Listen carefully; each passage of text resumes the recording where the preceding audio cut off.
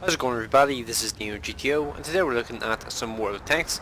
And just going to start off quickly by just mentioning why I haven't really had a video up in about 2 weeks. So the reason for that is pretty much because I kind of burnt myself out on World of Tanks, and I was just playing the game and forcing myself to play the game when I really shouldn't have been, and I kind of made the game not fun for myself by playing it too much, even when I had no real want to play it, if that makes sense.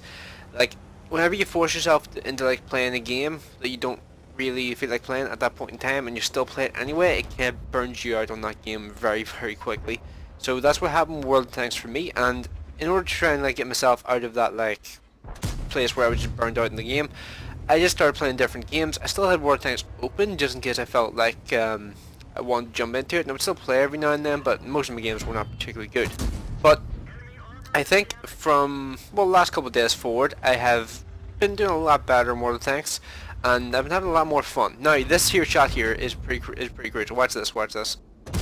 Straight through his roof. Something I learned about T29 the other day when I was looking at its armor model is T29 has a 38mm turret roof. That means 122mm gun, like this one, can just go straight through the top of the roof and, well, do damage every single time. Pretty sweet, actually. I'm really glad I learned about that weakness.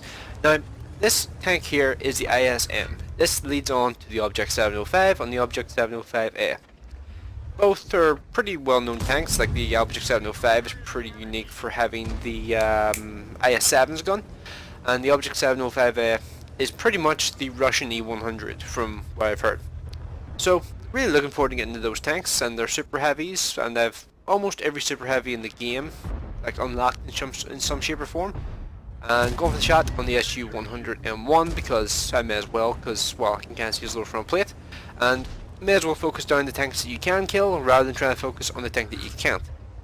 I'm trying to avoid finding premium rounds here, so that's why I'm focusing on the lower tiered vehicles first before I focus on anything else. Now, just going to kind of sit here for a while, side scrape, and try and make the most of this tank's armor, and he makes a crucial mistake, and I kill him off for it. So, yeah, like the main reason why I want to kill that T29 so quickly there is because if he was able to get to, wait just a second, if he was able to get to that position there where he's able to go hold down and just fire away on your side, that completely negates this position here. Like, everywhere here just becomes completely useless if one tank manages to get there that has a good turret, because they're just not killable, and there's nothing you can do to really combat them, and you really need to stop people getting into that position if you possibly can. And if that T29 had been a little bit more patient and gone around that like area he was in instead of going over the top, he could have gotten that position and just ruined me, but he didn't, so we are sweet right now.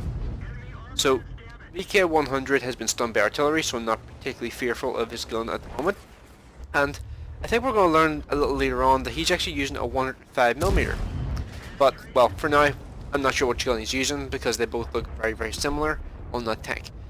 Stick shot into the OI, and the OI is actually using the 105mm, which is interesting, and there you see right there, he's used the VK is using the 105mm as well. So 320 Alpha, and I'm just going to ignore the VK for now and just focus on dealing with these other tanks. So the OI dies. I rammed to death the SU-100M1, who for some reason decided to drive straight into me, and this VK is pretty much screwed, and this is the main weakness you're seeing right here of this tank. The traverse speed is garbage. Like, this is the one serious, frustrating weakness that this tank has.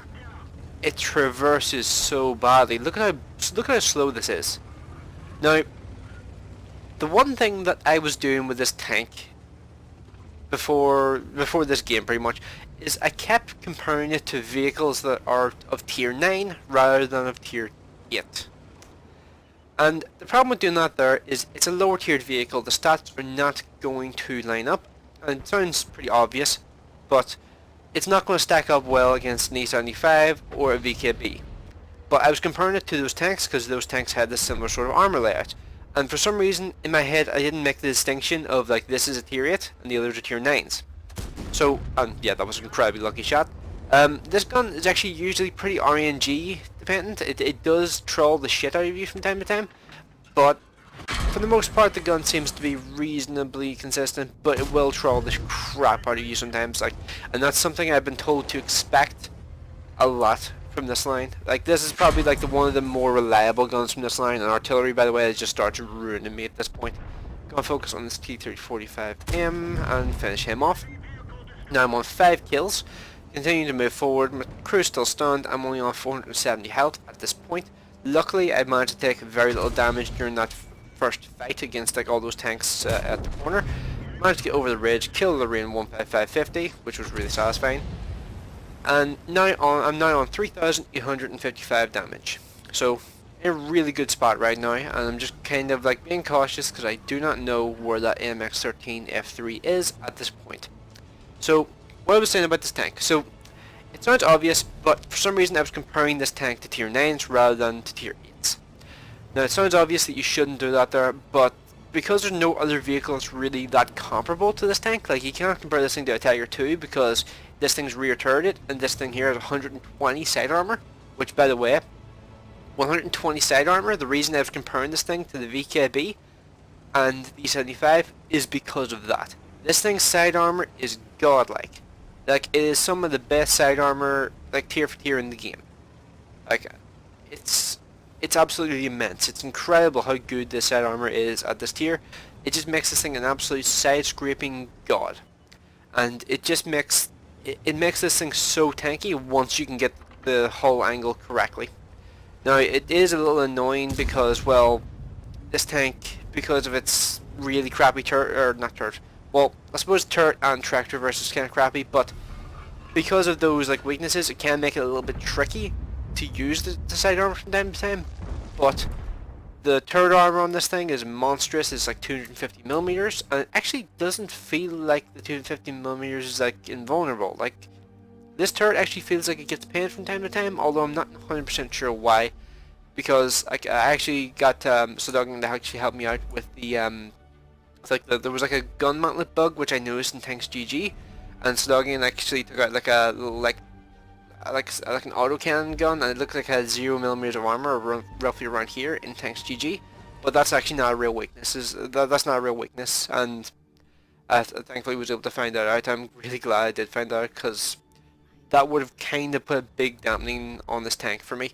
But if you can get around the crappy tractor verse and the kind of RNG dependent gun, although from what I've heard, as I mentioned earlier, this is like the least RNG dependent gun of the line, I think this tank is a great tank. But, well, yeah, this is the first replay of 2 replays that are going to be in this video. So next up is going to be a tier 10 game in this tank, because this game was top tier. We're going to show the result screens, then we're going to go on to the next battle. Okay, so we are back with the second piece of gameplay. So this game here was actually played a lot earlier in my time playing this tank. However, I feel like it's a good example of like how this tank can handle itself in a tier 10 game. Now, that 120mm side armor, as I mentioned in the previous gameplay, is absolutely amazing. Like, there are tier 10s which wish they had 120 side armor. Like things like the T-125, Super Conqueror, stuff like that there. If they had 120 side armor, they would be like the ultimate tanks. But thankfully that is reserved for like tanks like the Mouse and the E100, stuff like that there. Now, I know the Mouse has more side armor than that there, but I mean, as soon as you cross the threshold of 120 side armor, that's when your armor gets truly immense when it comes to side scraping. So, let's see. So the first shot of the game that I take from the Object 263, annoyingly he hit me for 466 damage. Now, if he had hit me for like 520, I would have been pretty confident saying that he's using the 130. However, I do not know because he rolled for 460. And that means he could either be using the 130 with a really, really low roll, or he could be using the 122 with a wee bit of a high roll. Like, this is one thing that's always kind of tricky to judge when it comes to this game sometimes. Like, 105mm in comparison to 90mm as an example is a really good example of this. Like, there's a damage overlap, and that was like the most unlucky timing ever. Type 4 Heavy drives out in front of my shot just as I pull the trigger. Like, he actually got spotted and materialized in front of me like about half second before I fired the gun.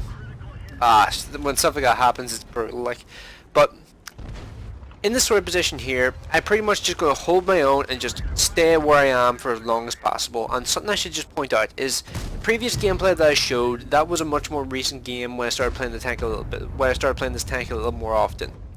Now this gameplay here, as I mentioned earlier, is from a while ago, and get the shot off into the 263's lower front plate. Thankfully that's a weakness that the tier 9 has, that the tier 10 of that line does not have. So actually, by the way, something interesting I saw recently, 268v4 is going to be nerfed in some aspects. Not sure how significant it will wind up being, but it's something they're actually super testing, which is good to see. Trying to go for a shot on the 263's lower front plate. However, I just clipped the Type 4 Heavy's tracks. Now, if I had waited like a half a second longer, I would have got some damage to that 263. But, slightly unlucky timing there. And right there, I now know he is using the 130mm gun. Now, up to this point, I was actually kind of thinking he was using the other gun. Now, at this point, I'm actually trying to figure out which gun the Type 4 Heavy is using. Because, to me, it looked like he was using the 150. But it's actually really difficult to tell in some aspect, or in some situations, because like the way the guns look, like there's actually like a break in the gun for the 155 or for the 150. 140 is just a big pipe, but like from certain angles, it's a lot easier to tell which gun it is than from others. Like from that there angle there, like just going by the silhouette, it looks like the 140. However, it's really hard to tell, if I'm honest. Like it really is. Get another shot into that object 263, and here I make a bit of an error. I get kind of screwed by the game's physics, because one thing that always really annoyed the crap out of me when it comes to this game is if you drive up onto something the game doesn't want you driving on, it will just kind of like force you off of it by pushing you forwards or backwards. Usually it'll just carry your momentum from what direction you were moving beforehand.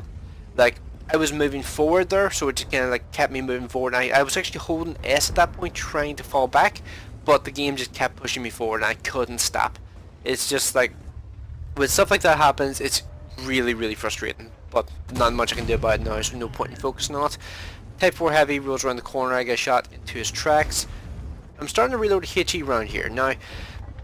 The reason for this here is pretty much because I want to do some chip damage on this guy if I can. Just gradually lower his health if I possibly can to make him slightly easier to kill for some of my teammates, because I don't have any premium rounds, because at this point in time I had actually recently sold the premium rounds on a bunch of the tanks I wasn't playing very much, and this was one of them. And yeah, this is the result of that pretty much. And that T-34 got really unlucky, but this is the power of 120mm of side armor. That side armor is godlike. The one thing that balances that sort of side armor out at this tier is the crappy traverse speed. If this thing had good traverse speed combined with that side armor, this thing would be easily IS3 level. But because it doesn't have that there, it kind of brings it back down to like a reasonable level again. So T-34 decides to move forward here now. Going to try and look for a shot. He kind of like angles himself around the corner. I get a shot into him, finish him off. So this tank has a roughly about 10.1 second reload. It's pretty decent for a 390 alpha gun, but a bunch of shot in T-44, looking for the shot in the Lova, but just as I reload, the Lova reloads and kills me. Now, my game there actually seemed to be pretty good. However, as you can see from the way the map looks, my team got absolutely wrecked. Like 2800 damage in a tier 8 vehicle in a tier 10 game, in my view, is not bad.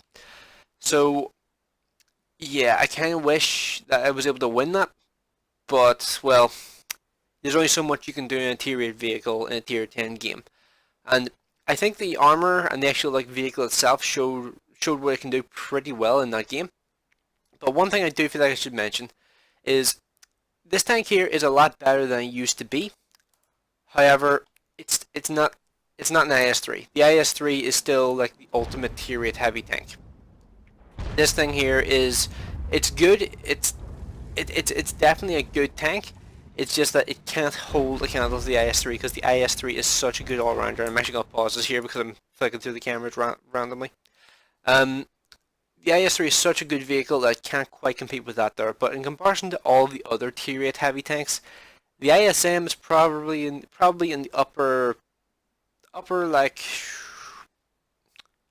I would say probably around the top like 3-4, if I had to guess. Like it's definitely superior to the Tiger 2, stuff like that. And it's definitely, there's not even a question about this, it's definitely superior to the MX-65T. However, stuff like the Carnarvon in its new state, and what's the other one?